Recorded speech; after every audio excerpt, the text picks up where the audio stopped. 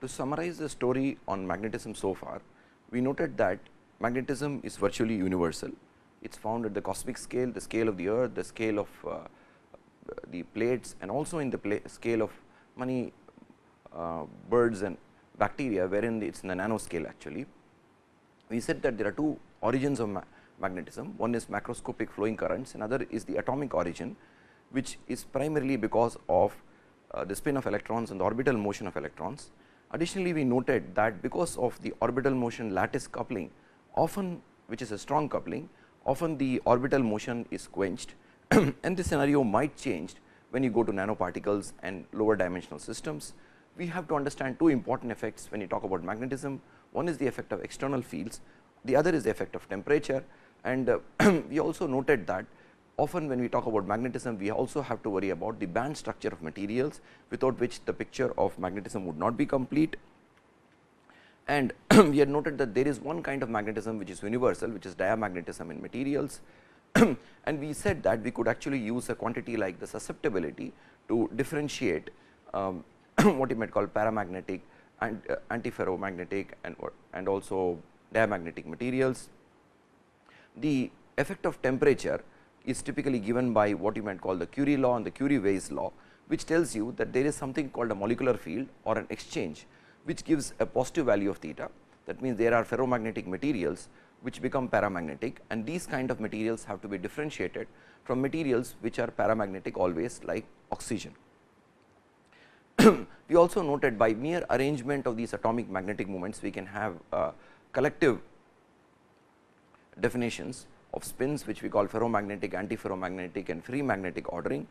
We also noted that in a simple metal like iron, if you want to understand magnetism, and we note that it is actually the localized electrons which are dominating in the system, which is a large number. Suppose you take the number of 8 valence electrons, out of which 7.05 of them occupy a so called localized d band, and only 0.95 of them are free, and this 0.95 cannot contribute to the magnetic moment of iron.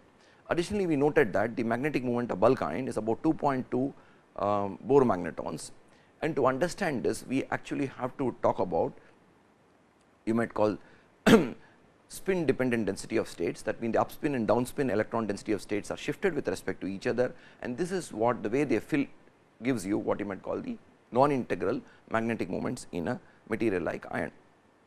We also pointed out the task of actually going from atomic magnetic moments to a magnetic moment of entire solids and hybrids is actually an arduous task, and therefore, we use certain techniques to actually make this shortcut possible.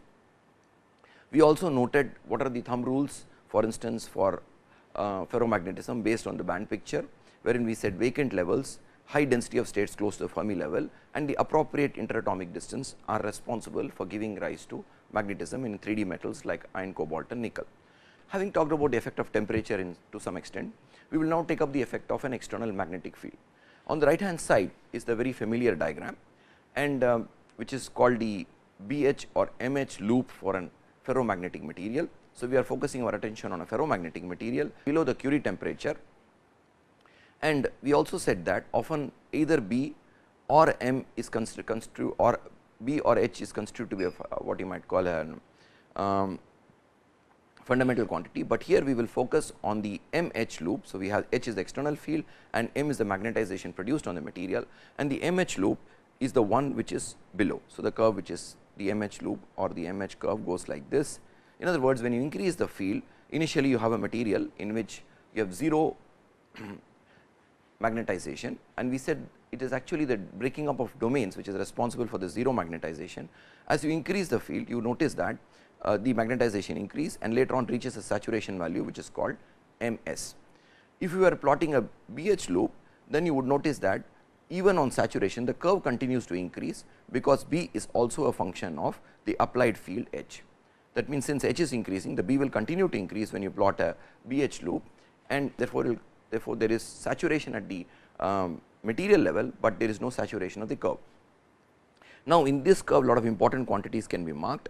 The what you might call the coercivity, and this coercivity is an important quantity because this coercivity depends on what you might call the microstructure. In other words, initially suppose I am plotting a BH loop, then the curve initially increases, Then when you reduce the magnetic field, it does not follow the same curve, that is why it is called hysteresis. It goes down, and even at 0 field you find there is a net magnetization of the material, and you actually have to put an opposite field to actually bring down the magnetization to 0, which is called the coercivity. The field strength at that level is called coercivity, and further of course, we can go ahead and complete the entire loop. Now, the other point to note from this curve is that the slope of this MH curve is called is an important quantity, and the slope varies from point to point. And the similar quantity, if you note from the BH curve, is actually called the permeability, and similarly the permeability also varies from point to point in the curve. And the permeability is not the instant slope of at any point, but is actually the slope of the tangent from the origin. So, this is now what you may call the initial permeability, and this is what you might call the maximum permeability, this curve. In other words, permeability is not defined as an instant slope at any point in the BH curve, but is actually defined as a slope of the line drawn from the origin. Now, another important point to be noted in this curve is that the field required to bring a ferromagnet to saturation at room temperature is actually small. So, it is about the order of 80 kiloampere per meter, but suppose that is to this point, the point till Bs. But suppose I want to increase the coercivity even the magnetization even further, then the fields required are very, very large, and this kind of magnetization is called forced magnetization. And in these lectures we will only talk about a material magnetized till only the saturation. And the coercivity in the BH loop is called the normal coercivity. On the other hand, the coercivity plotted in an MH loop is called the intrinsic coercivity, and usually is added an additional I in front or in back, which therefore it is called MIC or MCI, which implies that I am now referring to an MH plot in which I am describing the coercivity, and we will be repeatedly referring to this coercivity, because as I pointed out, this coercivity is a structure or what you might call a microstructure dependent property. Therefore, to summarize this curve, the magnetization in a ferromagnetic material shows hysteresis. That means, the magnetization curve and demagnetization curves are not what you may call it. If you start with a completely demagnetized material, and you, for instance, if you had heated the material above the Curie temperature and cooled it down, and then you start magnetizing the material, then you would notice that such a material, when during magnetization follows a path which goes from, say for instance, the origin to a point x to Bs, then while demagnetizing it follows the curve from Bs to a point y to a point z to finally to the Hc or Hci. So, it is, in other words, it shows a distinct hysteresis, which is what you might call, usually used as whenever a material shows a hysteresis like that, you add a prefix to the term called ferro. So, let me go down to the board and write down a few of these ferro quantities, like you can have substances like which show hysteresis like ferro, and you can have ferroelectric, you can have ferromagnetic, you can have ferroelastic, and so forth. And here the word ferro, originally of course originating from the term implying that there is iron in the case of magnetization, but here the word ferro in common sense actually implies that there is actually hysteresis behind the behavior. Now, how does this magnetization come about? In other words, I have a material which is as initially a 0 magnetization, and later on as you magnetize the material, you see that actually you see that there is an increase in magnetization. How does this come about? This comes about at the microscopic level by preferential alignment of domains, and this is brought about by the external magnetic field. During magnetization, the domains oriented favorably along the field direction grow at the expense of unfavorably oriented domains.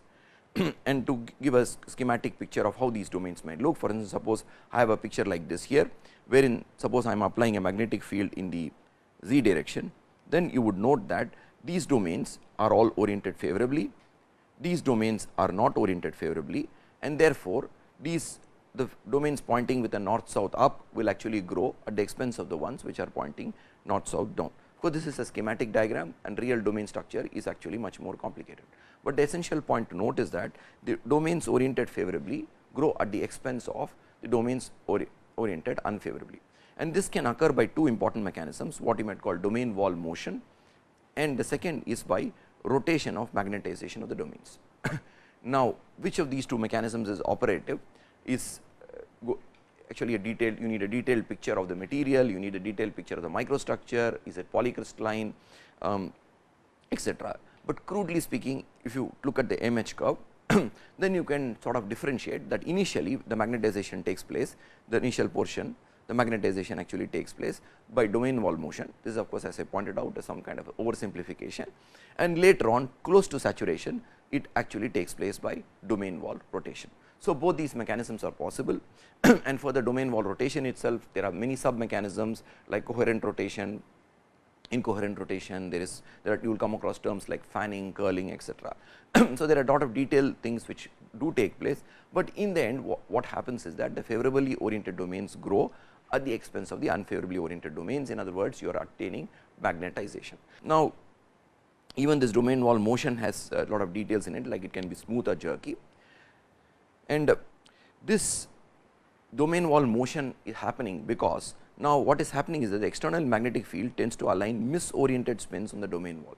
We will have a detailed look at the domain wall picture very soon, but domain wall is a region where the spins are not aligned along any one of the domains, it is misoriented with respect to both the domains, and therefore, it is the region between the two domains. It is like some kind of an analogous term you can use as the grain boundary, and this means that if spins oriented favorably are going to grow at the expense of spins which are oriented unfavorably, in other words, the domain wall is going to move, and this is going to lead to the displacement of the domains. And as I pointed out, during quite a bit of the magnetization process, some regions of the sample may actually be experiencing domain wall motion, while other regions in the sample may actually be undergoing domain wall rotation also. This is also possible, and therefore, the actual picture little more complicated. Now, the rotation of spin is opposed by the increase in anisotropy energy, and we went back to an early slide where we defined anisotropy is by the fact that now my magnetization is going to be direction dependent. We even pointed out, like for instance, a material like iron, the 001 direction is the favorable or the easy direction of magnetization, and the 111 direction for instance is the unfavorable direction. That means that there is an inherent magnetocrystalline anisotropy in a material, which means that when spin tries to rotate, there will be an opposition to it. And we additionally pointed out that other anisotropy factors like shape and stress also play an important role. And an additional point to be noted is that during rotation, all spins need not be parallel to one another, and this makes the picture actually somewhat complicated. So, the broad take home message from this slide is that magnetization occurs by the growth of the favorable domains at the expense of those which are unfavorably oriented. Two underlying mechanisms can be thought of for this. One is called the domain wall motion, which essentially comes about because your magnetic field is trying to align those spins which are misoriented along the domain wall to a direction which is aligned to the magnetic field, and this automatically will lead to a domain wall displacement. The second process is what you might call rotation of domains and or rotation of magnetization within the domains, and which leads to a rotation of the domains. And we also point out that both these processes might be simultaneously occurring during the magnetization of a sample. Let us return to this topic of effect of temperature once more. We broadly pointed out that at the Curie temperature, a ferromagnetic material will become paramagnetic, but actually the real complicated picture is that this demagnetization process actually occurs by a process which involves spin waves, and the quantized version of these spin waves is called magnons. So, the reason behind is that suppose I have all spins oriented in one direction, and I suddenly say that there is one of these spins is going to be pointed in the opposite direction. In other words, this spin is going to flip. In other words, it is randomly going to flip because of the thermal energy. Then such a isolated spin flip actually costs more energy than a distributed spin flip, which is what is the origin of spin waves. In other words, now my spins have a certain orientation dependence. They are not just one spin flipping, but there is a disturbance which is carried across the crystal, and such a spin wave is actually carrying out the demagnetization process on heating. Though we are not going into details of magnons for now, but this is equivalent to phonons for thermal disordering, which is positional for the atoms. Here it is the orientation dependent disordering, which we call and the quantized version is magnons. Now, the important thing to note that at Tc the susceptibility becomes infinite. And the reason for the and of course, we already pointed out, though we talk about a sharp Curie temperature, in reality the Curie temperature is not that sharp. In fact, even after the Curie temperature, there are localized regions within the sample, where there are local magnetic clusters which are still oriented. That means the domain structure has not completely been broken down and this means that there is some magnetization which is still remaining after the Curie temperature. And since there is an inherent propensity for the material to get magnetized at Curie temperature, you might say it is a critical temperature at which that thermal forces have just balanced my magnetization forces or the internal exchange forces. Now, that means that if I now apply a little extra magnetic field, the material will tend to align. That means that susceptibility is going to be very high, and in fact, you might say that at the Curie temperature, my susceptibility is going to be infinite. And I just pointed out, there are beyond Tc, there are local clusters or splint clusters of magnetically aligned movements. Obviously, maximum magnetization is obtained when all magnetic movements have a parallel orientation, and this is corresponding to the highest magnetization state M0, and sometime you can also use the per unit mass sigma 0. And therefore, if I plot my sigma s by sigma 0, which is S stands for saturation, and T by Tc, where C is the Curie temperature, then we will expect that there will be a master curve which you can plot for demagnetization of all materials with temperature. So, in other words, you can have a master curve for various materials using two normalization quantities. One is the saturation magnetization M0, and the other, or the maximum magnetization possible M0, and the other is your Tc, which is the Curie temperature. So, we see that effect of temperature is very, very important on a material, and we will return to this when we talk about magnetism in nanoscale materials. Now, it is important to note a few more things regarding the domain structure and the magnetization process, and herein we will note that even in normal bulk materials, there are certain entities which you cannot avoid, which are in the nanoscale. Like we noted in a bulk material also, we had a grain boundary, and the grain boundary was typically what I call ascribed a width of the order of about 0.5 nanometer to 1 nanometer, which is the nanoscale. Now, the reason that the material the ferromagnet actually splits into domains is because of a combination of various energies which we will see now, and this in effect overall reduces the magnetostatic energy or the overall energy stored in the external magnetic field.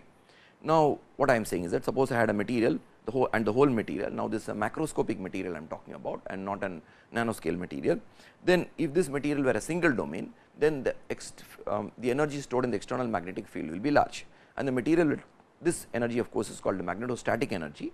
The material will try to reduce the magnetostatic energy by splitting into domains. As you can see, if you split into two domains pointing in the opposite directions, then the overall external field reduces.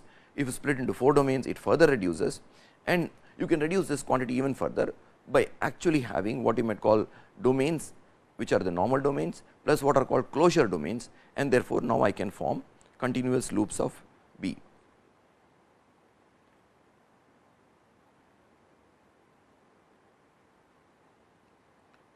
So, using these magnetic domains and closure domains, I can actually reduce my magnetostatic energy. Now, the region separating two of these, the region here is the domain wall, and you can see in the domain wall you have of course all spins oriented in the up direction on the left hand side, all spins oriented in the down direction on the right hand side. That means that the spins are switching orientation at the domain boundary, or what you might call the domain wall. So, this is my domain wall. Broadly, two type of domain walls can be differentiated, and the one which is usually found in bulk materials is called the block wall. Additionally, there are other kind of walls which are called anneal walls, and anneal walls are typically found in what you might call thin films, and they are not found typically in bulk materials. Now, other walls apart from block walls and anneal walls are also possible, and they are given names like cross tie walls and etc., and there are even more complicated configurations which can be present in a domain wall. The important characteristic of a block wall is that the spin vectors rotate out of plane in the wall itself. So, there is a schematic diagram here. There is a domain 1 which is on the left hand side, there is a domain 2 on the right hand side, the spins are as shown here. Now, in the domain wall, the spins rotate but they do not rotate in plane. You can see the spins actually rotate out of plane. So, this spin is slightly misoriented, this spin is misoriented a little more, this spin is misoriented a little more, and so forth. Finally, you obtain the new orientation of the other domain. Now, of course, you may say that why not put up an abrupt wall, because now these misoriented spins are actually going to cost you in terms of the anisotropy energy, but an abrupt spin change would mean that I am going to pay a higher price in terms of the exchange energy, because the exchange coupling is actually trying to orient two of these spins, neighboring spins, parallel to each other. Therefore, the system actually comes to an equilibrium in a competition of these kind of various kind of energies, and we will list them in the next slide soon. So, overall configuration actually consists of normally block walls, wherein the orientation in a block wall is or the misorientation takes place gradually. Of course, here this is a schematic, and you should actually note that the domain wall is much larger, much longer, and actually the misorientation between the neighboring spins is much smaller than that shown in this crude schematic. So, domain wall is actually much larger, and typically you would note that these domain walls have a width in the nanoscale, and we will take up some numbers for this in the coming slides. In the passing, it is important to note here the Neal walls, which are seen in thin films, and these thin films I am talking about nanoscale materials of the order of about 40 nanometers, and in these the spin actually rotates in plane. In other words, and if I have now a material which is a thin film,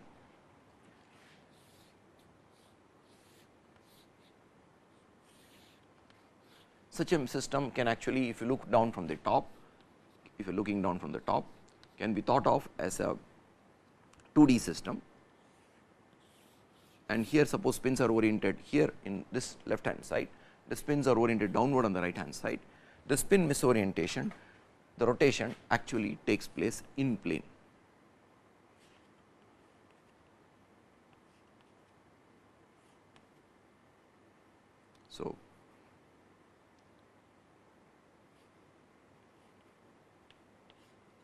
So, now this rotation you can see is actually in plane, and this kind of an in plane wall is called a Neal wall, and this is found in basically in thin films or nanostructured 2D nanostructured materials. And we have to note that this domain wall is also a nanostructure in its own right, because it has got a thickness of about few hundred atomic diameters. So, when you are talking about domain walls, two things are important. Number one, the equilibrium width of the domain wall is determined by a computation of various energies. The reason that the material splits into domain is to overall reduce the magnetostatic energy. Number two is that the domain wall actual misorientation between the spins is small. In normal materials, the kind of wall you find is called a block wall. In thin films, which are of about 40 nanometers thick, you find these Neal walls, wherein the misorientation or the spin rotation actually occurs in plane. In other words, the whole system remains 2D because of the configuration of the thin film, and the domain wall itself is a nanostructure in its own right. Now, a few more words about this domain wall and the energetic reasons behind it. The domain wall represents a region of high energy, as the spin vectors are not aligned in directions of easy magnetization. Hence, thicker walls represent higher energy, and materials with high magnetocrystalline anisotropy, like for example, the rare earth materials, the domain walls are typically thin, they are about 10 atomic diameters. If the magnetocrystalline anisotropy is small, then you will find thicker walls on the other hand. There are other sources of anisotropy, as we pointed out, due to shape and residual stresses. A competition between the magnetostatic energy and the magnetocrystalline energy essentially decides the thickness of the wall. Now, the word essentially has been used because the other factors like magnetoelastic energy, which is coming from the process of magnetostriction. Now, in other words, if somebody were exposed to an Hartmann diagram, this is what you might call a cross coupling term, wherein because of application of a magnetic field, you are actually having a change in dimension. This is called magnetostriction, and because of this change in dimension, there is actually an elastic energy associated with the process of magnetization. Now, this implies, and the familiar example given for magnetostriction giving rise to sound is in the case of magnetic cores in transformers. There is a hum, and this hum is coming from this phenomena of magnetostriction. And this magnetostriction energy is also going to contribute to the overall energy, and now when the optimization takes place, the system tries to optimize, putting together all these energies. In other words, the total energy can be given by the fundamental exchange energy between the spins, the magnetocrystalline anisotropy energy, or coupled with of course the other anisotropies, the magnetoelastic energy coming from these strains associated with a magnetization process, and of course the external magnetic field, which is the magnetostatic energy. So, the overall equilibrium width of a domain wall is determined by the competition between these energies, and therefore, the system tries to minimize this overall energy. So, at the heart of the magnetization process, we note that is the fact that there are domains, these domains want to orient themselves. In the process, that there are domain walls, these domain walls are nanostructures in their own right, and the motion and rotation of these domain walls are important, and finally lead to the magnetization of the sample. Now, let us take up another important topic, which is the concept of magnetoresistance. Again, this is like a cross coupling term. In other words, there is a change in resistance, the electrical resistance, as you impose a magnetic field. Like in the previous slide we have seen, there is a change in size, or there is a strain associated with the magnetization. So, this is a cross coupling term. Normally, when you apply a magnetic field, and the natural response is magnetization or not the strain, right. So, this is a cross coupling term between what you normally expect stress to be causing strains and not magnetization to be causing strains. So, this is a cross coupling term between stress and magnetization. Similarly, there can be a cross coupling term between magnetism and resistance, which is called magnetoresistance. The resistance of a conductor can change when placed in an external magnetic field. This effect is called magnetoresistance. In other words, in the absence of a magnetic field, there is one value of resistance, and in the presence of a magnetic field, there is a different value of resistance, and here we are talking about electrical resistance. The resistance is higher if the field is parallel to the current, and lower if the field is perpendicular to the current. And in general, the resistance depends on the angle between the current and the magnetic field, and this effect has a general name called the anisotropic magnetoresistance, otherwise called AMR. An important point to note that this magnetic resistance arising because of the magnetic field is typically small in most materials. It does not usually exceed the value of about 5%, and this magnetoresistance arises from a larger probability of SD scattering of electrons, and we will take a more pictorial picture when we actually go down to nanomaterials and talk about this enhanced version of this magnetoresistance, which is called the giant magnetoresistance. But essentially we note it comes from a larger probability of scattering, and this is now spin dependent scattering, which is important, and this arises in a direction parallel to the magnetic field. This AMR effect itself has been put to good use in magnetic field sensing devices, and whenever you have an enhanced value of AMR, which is anisotropic magnetoresistance, it is beneficial in using it in the form of a sensing device. To summarize this slide, in normal materials, in the presence of a magnetic field, there is usually about a 5% change, and in some very special compounds like uranium compound, this value can reach as large as 50%, but nevertheless this is usually a small value, this change in resistance caused by an external magnetic field, and this is coming because of a larger probability of SD scattering electrons parallel to the magnetic field coming from what you might call the spin dependent scattering. And in general, the value of this resistance depends on the angle between the current and the magnetic field, and that is why this is called the anisotropic magnetic resistance.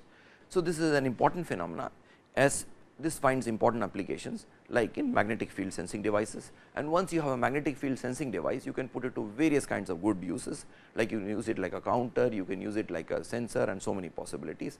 In other words, suppose I have a sensor here, and in the presence of there is a magnet here, and if this magnet comes close to this, then this is going to click 1, because the magnetic field resistance in this conductor is going to change, and therefore, I can keep on counting the number of times this sensor is actually passing through this region.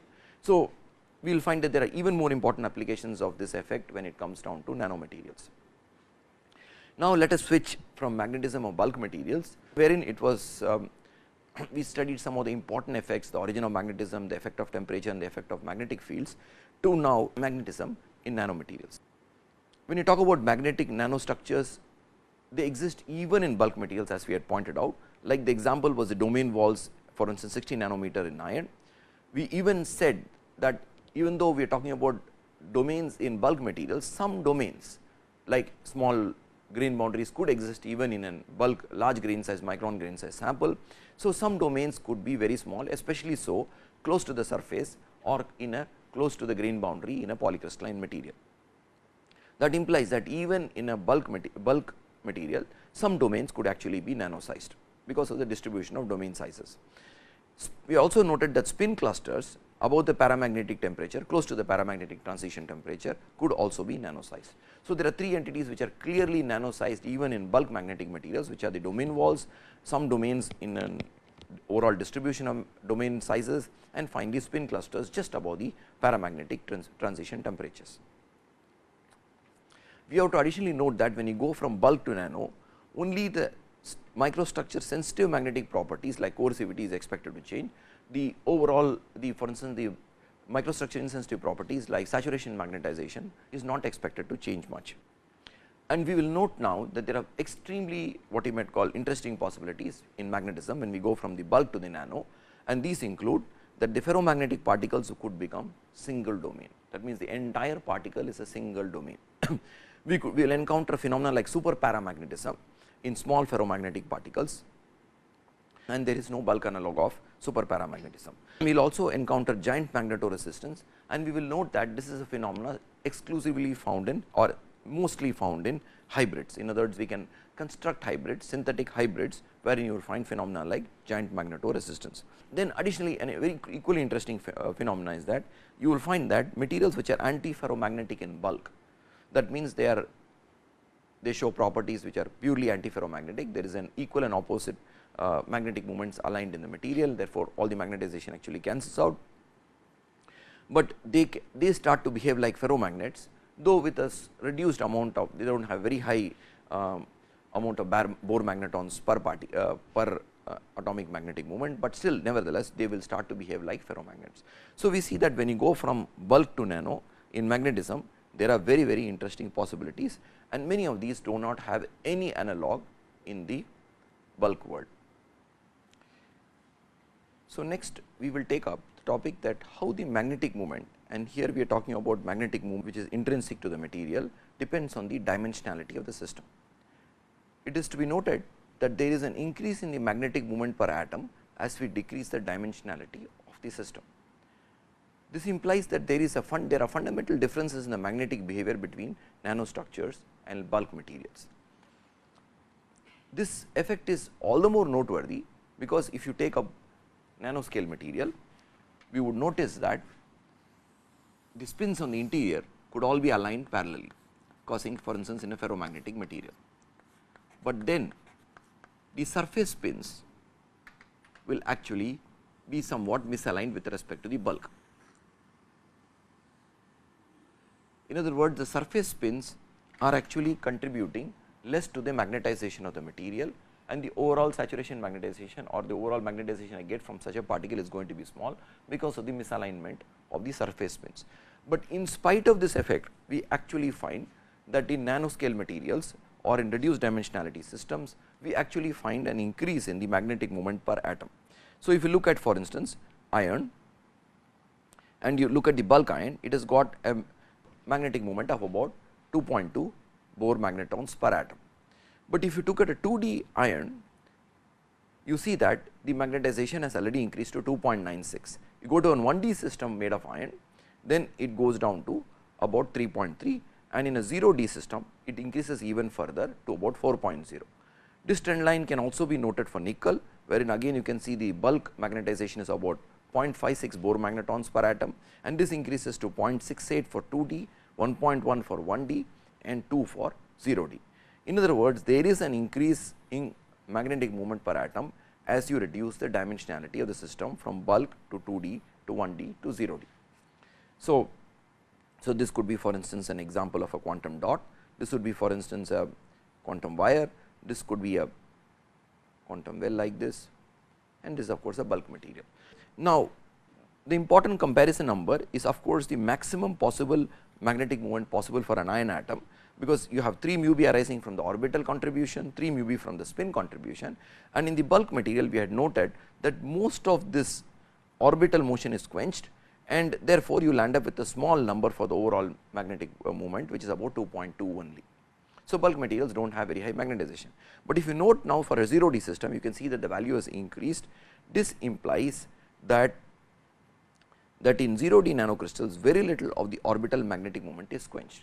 That means that now because of the reduced dimensionality, the lattice orbit coupling which we had talked about, which is a strong coupling, was actually leading to this reduced magnetic moment. You are finding that that is weakening up, and therefore, you have an increased magnetic moment. So, this is very interesting that purely by reducing dimension now, I am changing one of the fundamental properties of magnetization, which is the number of Bohr magnetons I can achieve from an atom in a material. So, this is changing, and this is changing progressively with a reduction in the dimension, and this trend line can be seen, and these are I think calculated values. This can progressively be seen both for a material like nickel and iron. This implies that there is a fundamental change when you go down to the nanoscale.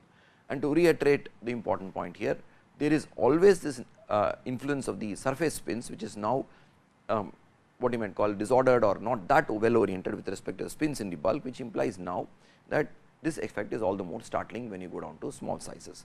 So, there are fundamental changes, fundamental differences in the magnetic behavior between nanoscale structures and bulk materials, and we will take up a few more examples as you go down to more and more systems. One of the important effects when you reduce the size of a system is the effect of super paramagnetism. To understand super paramagnetism, let us talk about what you might call a change in coercivity, and here we are plotting log of intrinsic coercivity, and we said that intrinsic coercivity is a quantity when you are plotting an MH loop and not the BH loop, and you typically include a subscript I for indicating that it is the intrinsic coercivity you are plotting. And we are plotting log because now we are talking about a variation in coercivity of 2 to 3 orders of magnitude, a large variation in coercivity. It is not a small variation, but an extremely large variation in coercivity, and this variation in coercivity is coming again of course from a large variation in particle diameters. So, we are talking about 5 orders of magnitude in particle size here, going from about a nanometer to about a micron, about 5 orders of magnitude in sizes, and these are talking about freestanding particles, and about 3 orders of magnitude changes which is occurring in coercivity. In other words, the coercivity of bulk materials is very different from coercivity of nanoparticles. This is an important thing to note. Now, what is happening to the behavior of a material when you are reducing the size starting from a micron sized particle? Of course, here these micron sized or bigger particles can be classified as bulk. In other words, we are tending to bulk behavior close to the right of the diagram. And as you reduce the particle size, you would notice that the coercivity is increasing, it reaches a peak value, and at this peak value you draw it, you give it a value ds, and further to that this coercivity decreases on further reduction of size, and finally, the coercivity falls to 0, and this is another critical number which is called dp. Now, this behavior has to be understood, and this is understood in terms of the domain structure which is changing as you are reducing the size. In very large sizes, of course, you know there is a multi-domain structure, and domain wall motion is one of the important mechanisms by which magnetization is taking place. In very small materials, very small particles, the mechanism actually is a domain wall rotation, which is a mechanism, and the structure actually changes from what you might call, when in the bulk scale it is multi-domain, and in this case the coercivity increases with decreasing size. That is what you are seeing in the trend line here. Finally, of course, you obtain a peak in coercivity which corresponds to a single domain, and so therefore, there is a peak coercivity corresponding to a single domain. Now, further when you reduce the size of this single domain particle, the coercivity begins to decrease, and finally, the coercivity vanishes when you obtain particles which are of the order of, for instance, tens of nanometers. And throughout this process, as we pointed out, the whole curve can be ascribed to an important property, which is now my change in the domain structure. So, here it is a multi-domain structure, wherein I have domain wall motion predominating, and here it is a single domain structure in the low sizes, wherein I have what you might call domain wall rotation, which is predominating. And this overall effect is that I have a material below dp which behaves in a way which is called super paramagnetic. Now, we will talk a little more about super paramagnetic materials soon, but we will take up what are the things which we need to note before we take up this concept. As the particle size is reduced, the whole particle becomes single domain, as we noted below the critical size. Now, why does it become single domain? There are two ways of understanding it. Number one is that smaller particle, then the domain wall thickness itself cannot support a domain wall. That is obvious. Suppose I am talking about a domain wall width of about 40 nanometers, and suppose the particle is 20 nanometers, it is obvious this particle will not support domain walls. In other words, the the exchange coupling will win over this particle, and therefore, you will have a single domain particle. Now, and typically of course, that we will note that the domain wall thickness may not be constant with size. So, that is also expected to change. It is not that 40 nanometer I said is going to remain constant with size, but nevertheless, we have to note that there is expected to be a critical size below which a domain wall cannot be supported. Secondly, we have to note that the magnetostatic energy is a volume term which goes as r cube, scales as r cube. The domain wall energy is an interfacial area lifetime which scales as r square, and therefore, we expect such a system like in the case of nucleation, in the case of phase transformation, wherein you see a critical size, you expect that there will be a critical size below walls, domain walls is not going to be stable. Look at it either from a picture like 1 or 2, we note that a domain wall is not going to be stable at small sizes. In other words, a whole particle is expected to become single domain when you reduce the particle size. And the general trend line seen is that this critical size below which it becomes, of course, we will just come to it in a moment. So, we note that below a certain size, the material becomes totally single domain structure. Now, the reason that this coercivity is increasing in this region is that because some of the along with domain wall motion, there are other phenomena like curling, which is a way of domain orientation taking place, is also occurring, and this curling term is now dependent on size, and that is why you are actually having an increase in coercivity. Now, why does the coercivity decrease after it becomes a single particle size, single particle? This is where the thermal disordering effects start to set in. Now, implies that you have in a nanoparticle, unlike a bulk material, very few limited number of magnetic moments aligned. That means, the exchange overall is limited to a limited number of what you might call magnetic spins, and therefore, if I employ temperature on this system, the thermal disordering effects will set in sooner, and this system can actually be disordered more easily, because there are limited, it is like a smaller system effect, wherein now this thermal disordering is going to lead to a slow progressive reduction in the coercivity. And finally, of course, as we have seen at a certain size, the thermal disordering effects win over, and finally, you have zero coercivity. We had earlier pointed out, whenever you are talking about reduction in size, in some sense we said this can be thought of as an increase in temperature. We pointed this out. So, now instead of increasing the temperature to cause a material to become paramagnetic, we are actually reducing the size to make it paramagnetic, because we have in a different context we had noted that reduction in size can equivalently mentally thought of as increasing in temperature. Now, though this material has become paramagnetic, we use the important suffix for this material, super. In other words, it is normal, it is not, this material is not a normal paramagnetic like a paramagnet like oxygen, but this is a super paramagnet, because if you look at any temperature slightly below this transition dP, then you would note that this material is now become paramagnetic. Either one way of thinking, by increasing the temperature, we said even beyond the Curie temperature there are local spin clusters, and therefore, there is some partial alignment, and when you apply a magnetic field, these tend to become proper aligned system, and therefore, we said the susceptibility is going to be very high. Similar to this, in this case the material has become paramagnetic by reduction of size. That means, this is not a normal paramagnet, this is a paramagnet wherein there is a latent tendency because of exchange coupling to become ferromagnetic. So, there is a latent tendency, and this implies when I apply a magnetic field, quickly all the spins would align, and therefore, the susceptibility would be very high. Therefore, now when I plot an MH loop for such a material, and I plot, instead of plotting an MH, I plot MH by T, because now I can scale this whole system with temperature. Then I note that such a material will show a what you might call a magnetization curve, which has no hysteresis. In other words, the magnetization follows the magnetic field.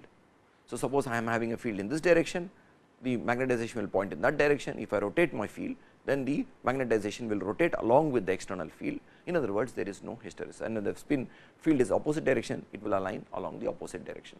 Such a material, in other words, shows zero coercivity, and this is reminiscent of a paramagnetic material, wherein there is the magnetization will follow the, if suppose you try to magnetize iron, then it will follow the direction of the field. But noting very clearly, this magnetization effect is much larger in magnitude than the normal paramagnetic material, because these are inherently, as I pointed out, ferromagnetic materials which have become paramagnetic purely by the change in size. Therefore, this phenomena, because of the intensity of the effect, is called super paramagnetic. And if you look at this hysteresis curve breaks down into a line. In other words, this material, this is a signature that the material has become super paramagnetic. This value of dP is, I pointed out, in the nanoscale.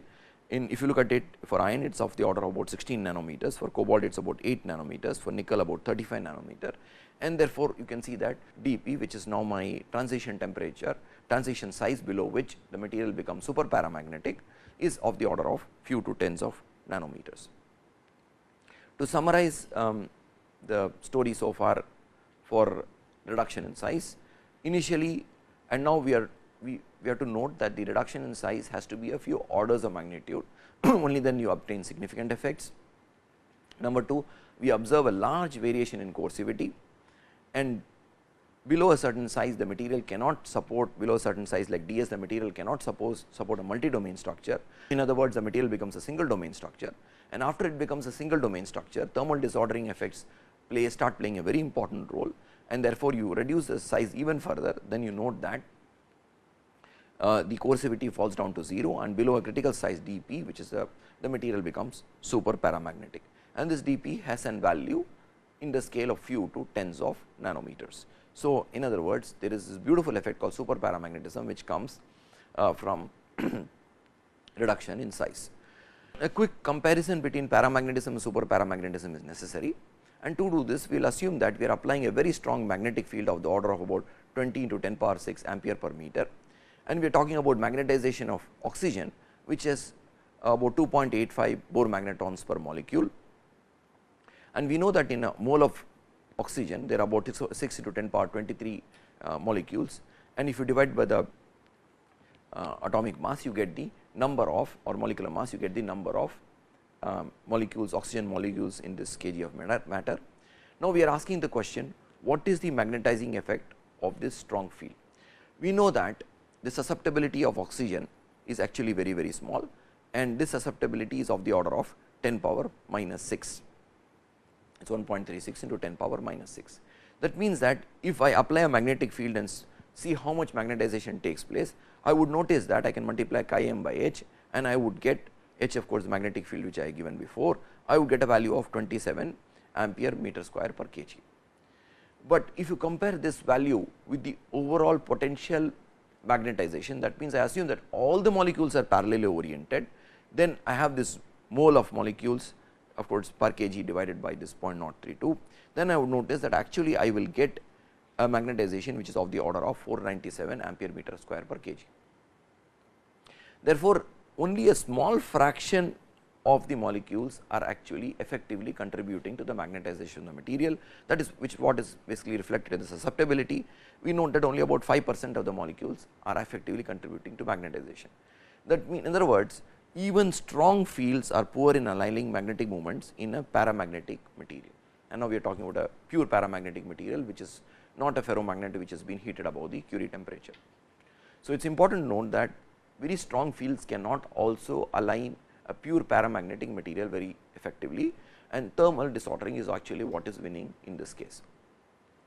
But suppose I talk about an iron nanoparticle about 15 nanometer in size, and we assume that this particle is now in the regime of super paramagnetic sizes, it is below dP, I will assume, and given that of course, I am here assuming a bulk value of iron, I can correct it for by using a different value of iron for magnetization for a reduced system, which I should do actually, but I just take some number which is the magnetization value for a iron for an ion value.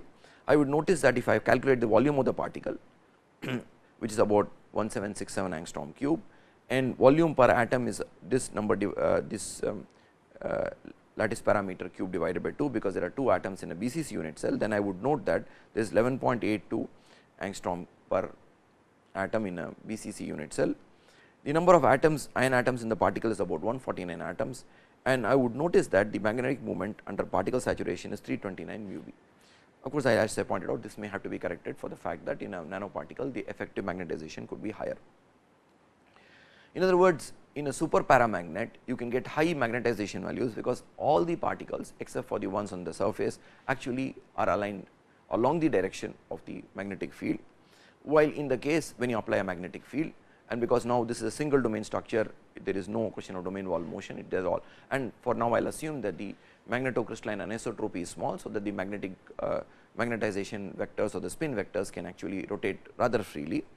In that case, I would notice that I obtain a magnetization which is commensurate with all these spins aligning parallel to the field, while on the other hand you would notice that the effective magnetization for a normal paramagnet is going to be a small number, because thermal disordering effects are stronger.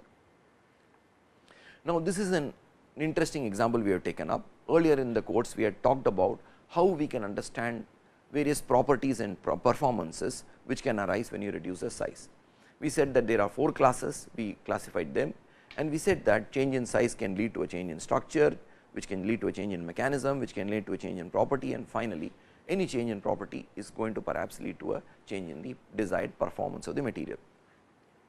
So, now if you look at this case of magnetization in the case of reducing sizes, then reduction in size, as we saw, can lead to a change in domain structure. Here of course, we are talking about not change in crystal structure, but the domain structure, a microstructural kind of a parameter.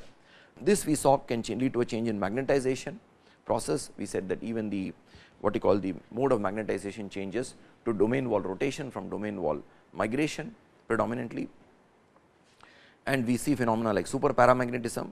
That means that properties are going to change. We are going to have a net coercivity and retentivity equal to 0, and this means an high sensitivity of this paramagnet to an externally applied magnetic field. And needless to say, this kind of a material can be put to good performance, because now this material shows an extreme sensitivity to an external magnetic field as compared to a normal paramagnet.